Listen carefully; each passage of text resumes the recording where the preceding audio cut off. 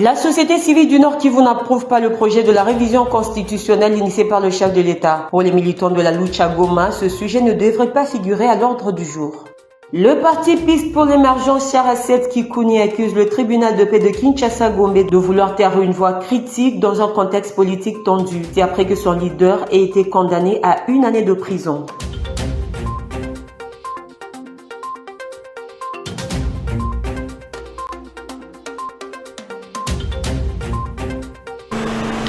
C'est toujours un réel plaisir de vous retrouver pour vous informer. Madame, Monsieur, bonsoir et bienvenue dans cette nouvelle session d'information qui s'ouvre avec cette actualité.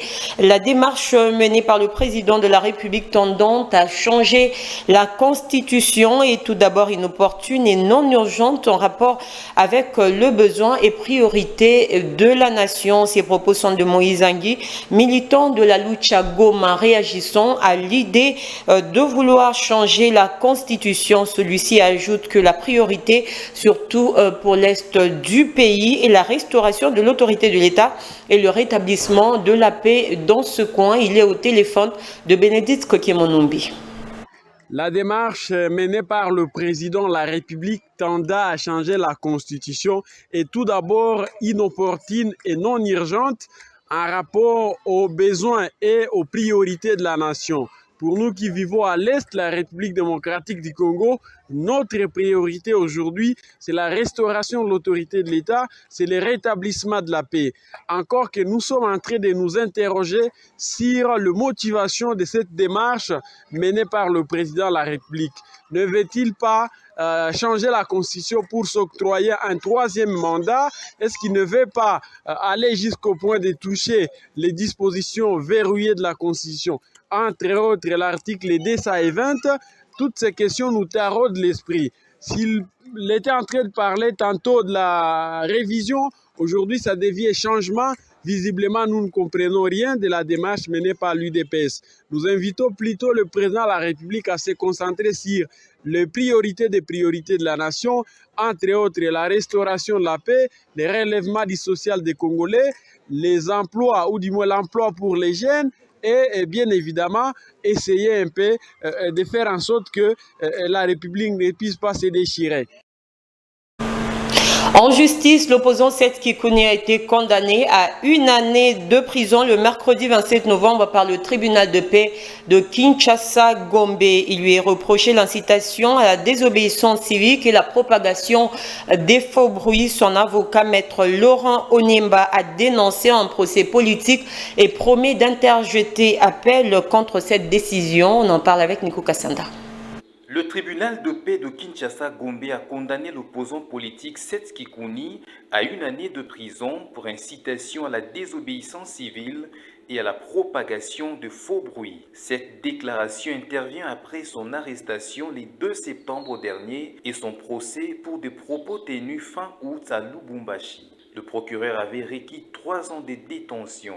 Son avocat conseil maître Laurent Onyemba dénonce un procès politique. Le ministère public était en difficulté pour asseoir le fondement juridique de l'accusation. Mais qu'est-ce que nous remarquons? C'est plutôt la volonté de l'OPJ. Ici, l'AG de l'ANER, l'Agence nationale des renseignements, qui l'a dit clairement parce que c'est l'orientation qui a été proposée par l'ANER qui transparaît dans la décision du tribunal. Et donc, c'est un sentiment de déception fondamentale parce que l'état de droit que nous avons voulu dans ce pays n'est qu'un état de droit imaginaire, n'est qu'une posture prête à porter d'une justice au contrôle et par procuration qui ne traduit nullement la volonté d'un État à aller de l'avant. Nous nous proposons de jeter appel contre cette décision inique qui ne ressemble nullement à la justice plutôt qu'à un procès par procuration et un procès politique dans le souci d'émietter, de faire taire l'opposition et toute voix dissidente. Ce procès s'est ouvert le 23 octobre 2024 devant le tribunal de paix de Kinshasa-Gombe.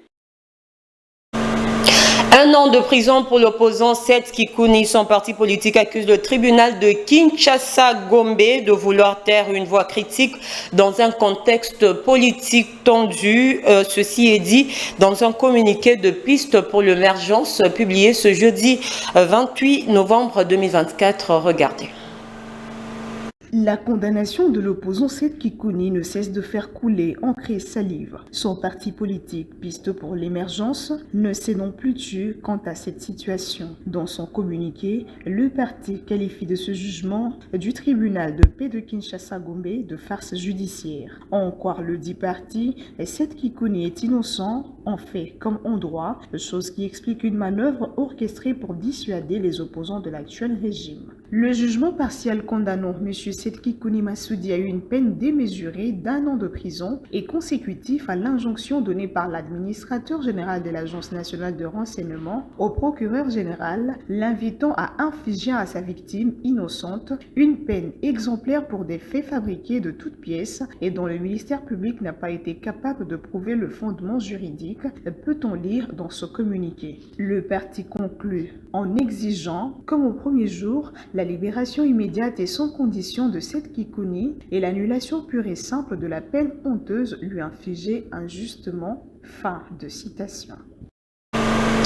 Et dans le reste de l'actualité, 11e session de la conférence des gouverneurs des provinces, le VPM de l'intérieur, sécurité, décentralisation et affaires coutumières a invité les gouverneurs à suivre scrupuleusement les orientations et observations du chef de l'État, Maître Jacquemain Chabani, l'a dit en sa qualité de rapporteur de la dite session, saluant l'allocution de Félix Tshisekedi qui a rencontré les préoccupations et les desiderata exprimés par les chefs des exécutifs provinciaux. Nico Kassanda.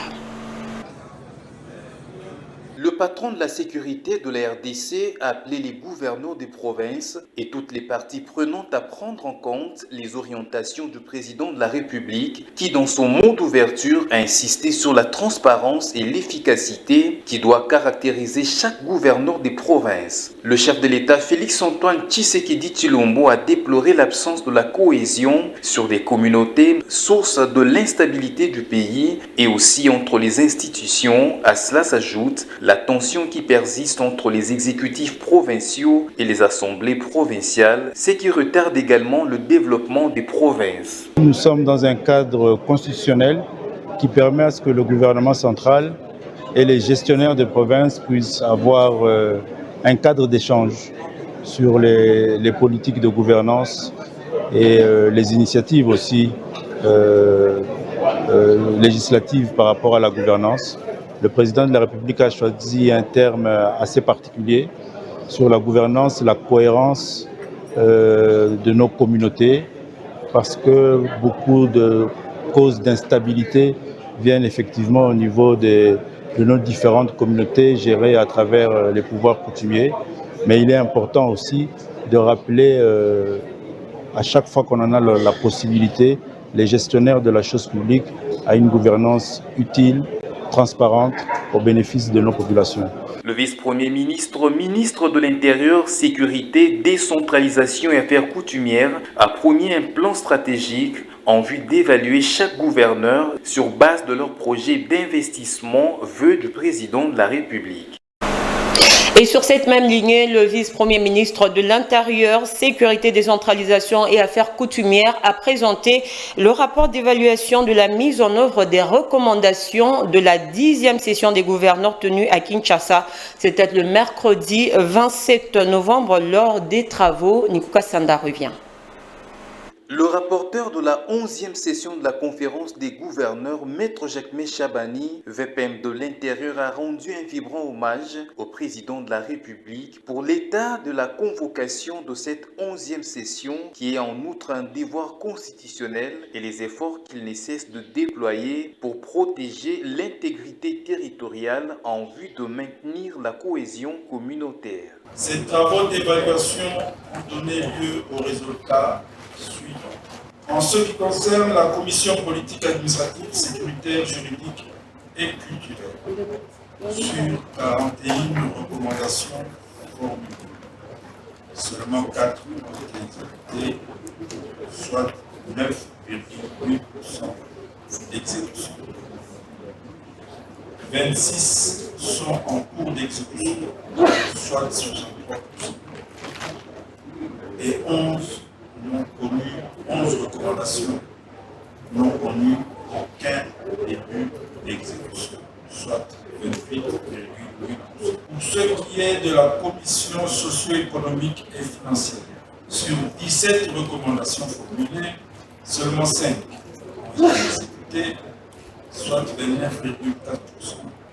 Et seulement 5 sont en cours d'exécution. Le même pourcentage, 29,4%, et 7 n'ont connu aucun début d'exécution, c'est-à-dire 41,2%. Pour le VPM de l'intérieur, ce faible taux d'exécution de ces recommandations est justifié par le fait que la tenue de la 10e session est intervenue après que le projet du budget 2024 soit déjà déposé pour examen et adoption.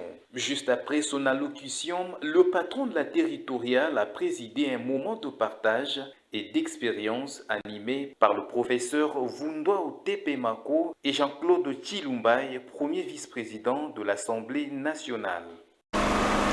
Autre titre, la première ministre Judith Suminwa a partagé les réflexions essentielles sur le rôle que joue la RDC dans les développements économiques et durables. C'était le mercredi 27 novembre à l'ouverture de la 16e édition du Forum international MEDES au Maroc. Ces assises se tiennent sur le thème souveraineté et résilience vers un nouvel équilibre mondial. Nico Kassanda et Patrick Issou, reportage.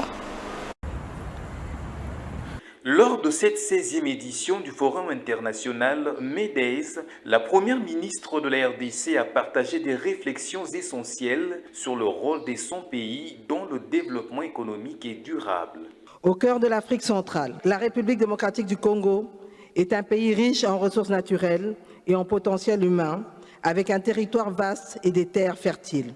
Nous avons la responsabilité, mais aussi l'opportunité de jouer un rôle clé dans le développement économique et la transition énergétique du continent africain, ainsi que dans la lutte contre les défis mondiaux que sont le changement climatique, l'insécurité alimentaire et la croissance inclusive. Dans un contexte international marqué par de nombreux défis, la première ministre a souligné l'importance de la souveraineté nationale tout en mettant en lumière les richesses naturelles dont la RDC est dotée. Judith Suminwa a souligné les défis complexes, notamment l'insécurité dans l'est de la RDC qui impacte des millions de vies et crée une crise humanitaire.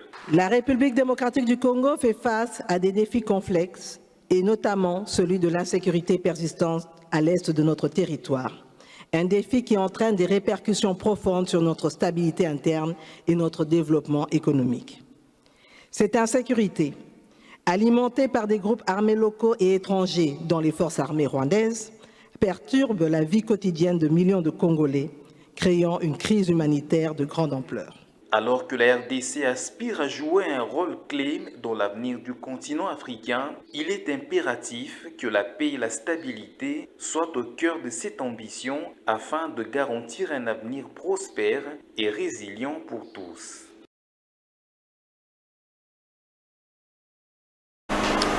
En coopération, le renforcement des liens et le soutien de l'Égypte à la RDC ont fait l'objet de l'échange entre le président de l'Assemblée nationale de la RDC et celui de l'Égypte. Vital Kamerhe est accompagné du rapporteur Jacques Ndjoli. Emeline Kambidio nous fait le point.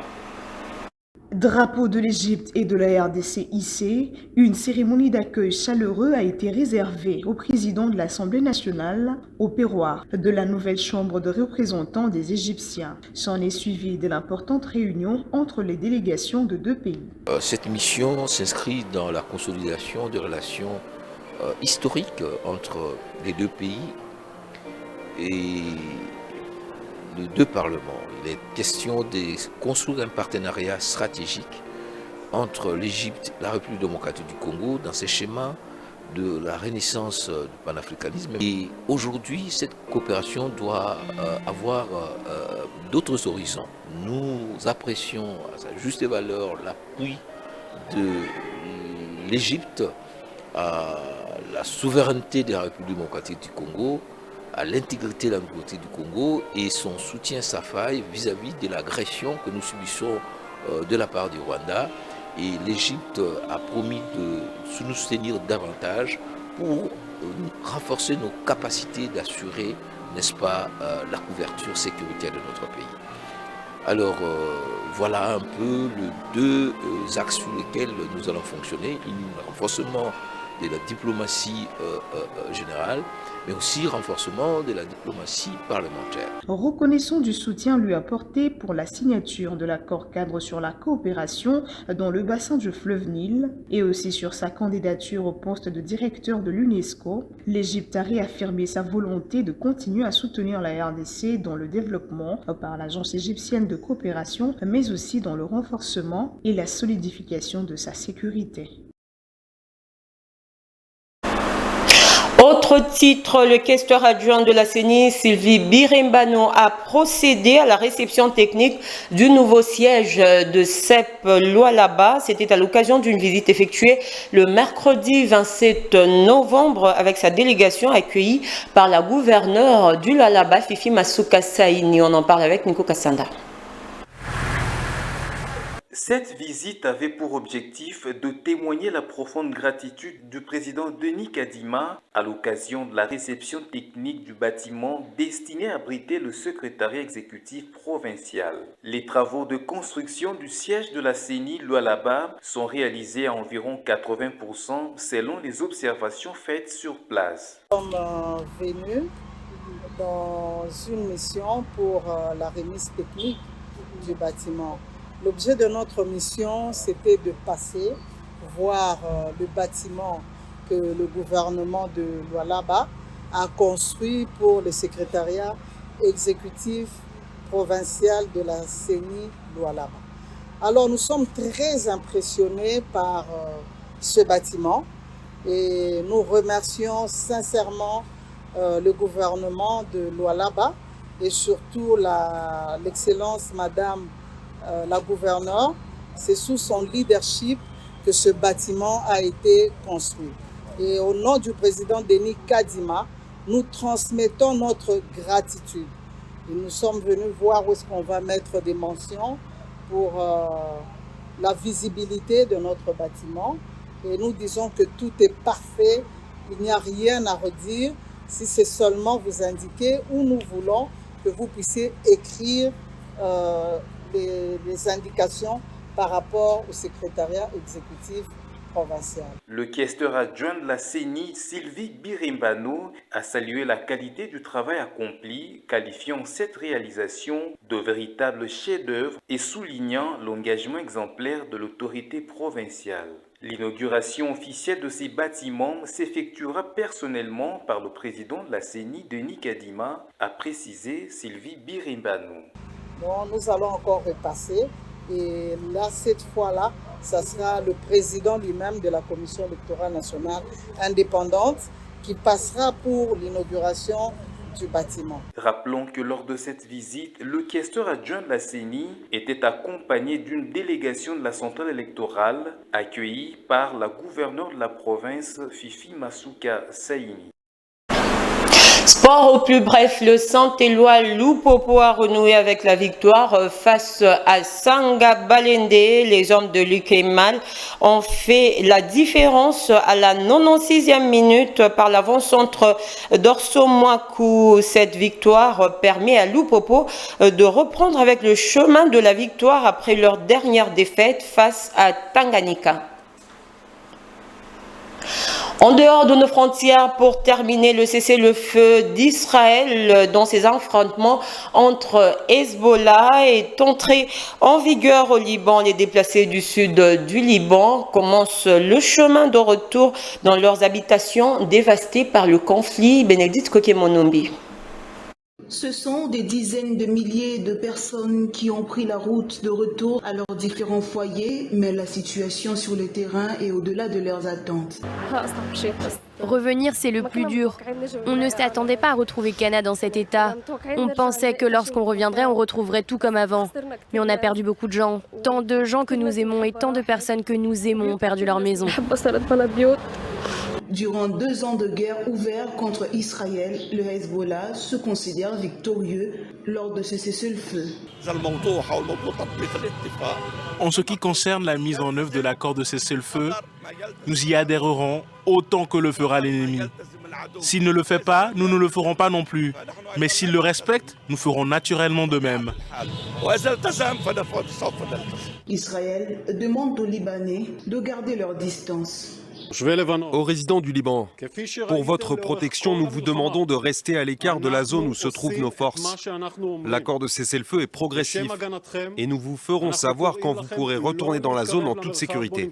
C'est en coordination avec les forces de la paix de l'ONU au Liban que l'armée libanaise compte renforcer sa présence dans le sud du pays. C'est la fin de ce journal. En voici le rappel des titres. La société civile du Nord Kivu n'approuve pas le projet de la révision constitutionnelle initiée par le chef de l'État. Pour les militants de la Lucha Goma, ce sujet ne devrait pas figurer à l'ordre du jour. Le parti Piste pour l'émergence Charaset Kikouni accuse le tribunal de paix de Kinshasa Gombe de vouloir taire une voix critique dans un contexte politique tendu. C'est après que son leader ait été condamné à 1 année de prison.